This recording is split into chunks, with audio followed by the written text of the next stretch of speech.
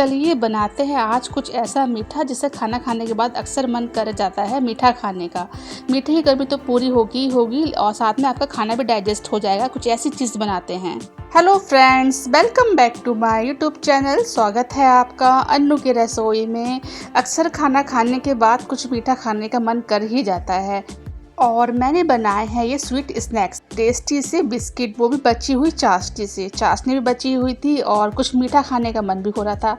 चलिए फिर देखते हैं इसे कैसे बनाना है। बनाने का तरीका बहुत ज़्यादा इजी है, लेकिन उससे पहले मेरे इस चैनल को सब्सक्राइब करना बिल्कुल मत भूलिएगा और साथ में लाइक एंड शेयर भी कर दीजिएगा मेरी इस रेसिपी को। चलिए देखते हैं इसे कैसे बनाना है। फिर तो मैंने यहाँ पे लिया है एक बड़ी सी परात और इसमें डाल दिया है ये 2 कटोरी गेहूं का आटा।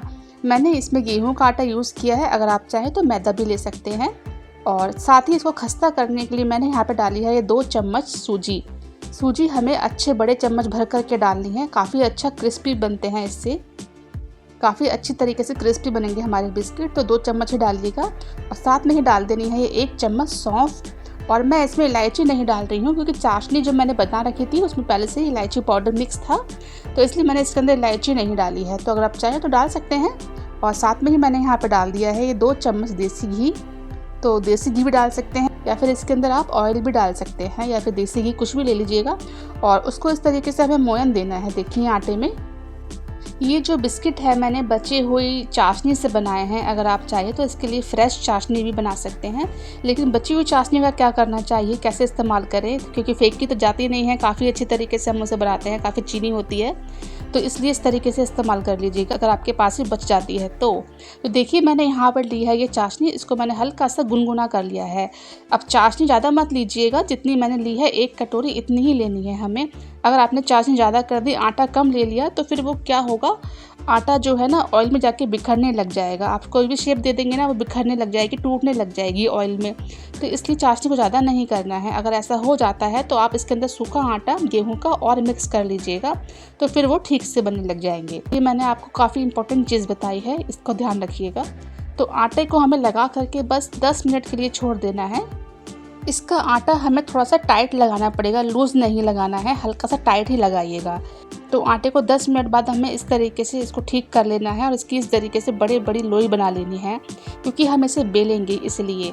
तो काफ़ी बड़ी मैंने यहाँ पे बनाई है। अच्छी थिकनेस देनी है इसको हमें, क्योंकि हम थोड़ा मोटा बनाएंगे बिस्किट को। पतला अगर हमने इसको बेल दिया तो अच्छे नहीं बनेंगे। हमें इसको ठीक ठीक बेलना है, ना ज़्यादा मोटा ना ज़्यादा पतला, बिल्कुल ठीक ठीक हम बेलेंगे इसको।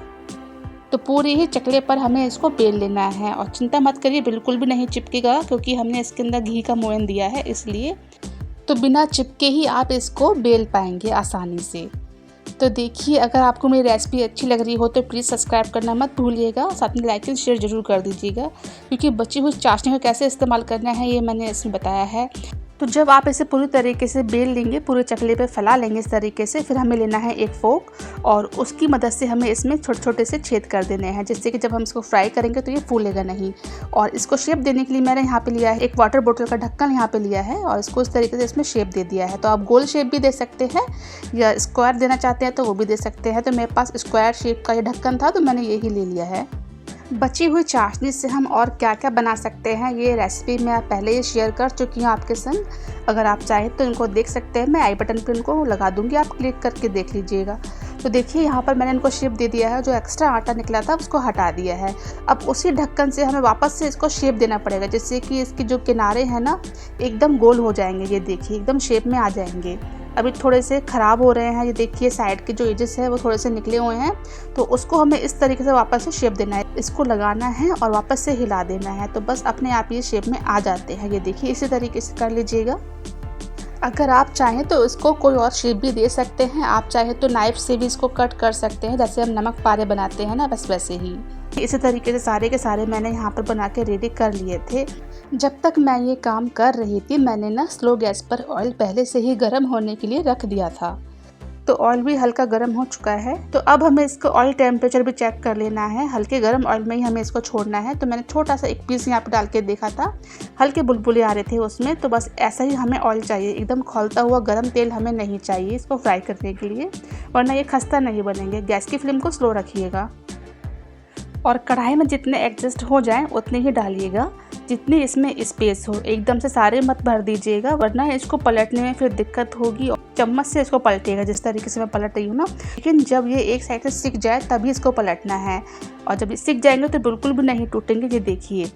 और अच्छा सा कलर जब इसमें आ जाएगा इस तरीके से, तब हमें इसको निकाल लेना है और टिश्यू पेपर पर रख देना है, जिससे कि एक्स्ट्रा ऑयल सारा उसके अंदर आ जाए।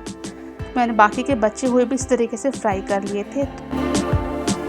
तो यहाँ पर मैं आपको फिर से एक बार याद दिला देती हूँ, अगर अभी तक मेरे चैनल को सब्सक्राइब नहीं किया है तो प्लीज़ सब्सक्राइब करना मत भूलिएगा और साथ में लाइक एंड शेयर भी कर दीजिएगा मेरी इस रेसिपी को अपने फैमिली और फ्रेंड्स में भी, जिससे कि वो भी यह देख सकें कि बची हुई चाशनी से और क्या क्या बनाया जा सकता है।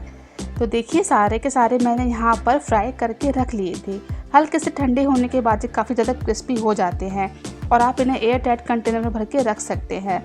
10-15 दिन तक बिल्कुल भी ख़राब नहीं होंगे क्योंकि हमने ये फ्राई करके बनाया है इसलिए। तो बन करके रेडी हैं। ये जो मैंने स्वीट स्नैक्स बनाया है ये आप चाय के संग नहीं ले सकते हैं क्योंकि चाय भी मीठी होती है और ये बिस्किट जो है ये भी मीठे हैं।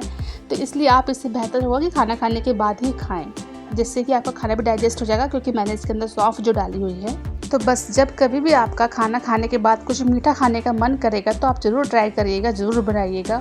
और बच्चों को तो बहुत ज़्यादा पसंद आएगा ये, क्योंकि हमने इसके अंदर सौंफ डाली हुई है। सौंफ तो सभी को खाने चाहिए वैसे भी, खाने के बाद तो काफ़ी अच्छे तरीके से डाइजेस्ट भी हो जाएंगे ये।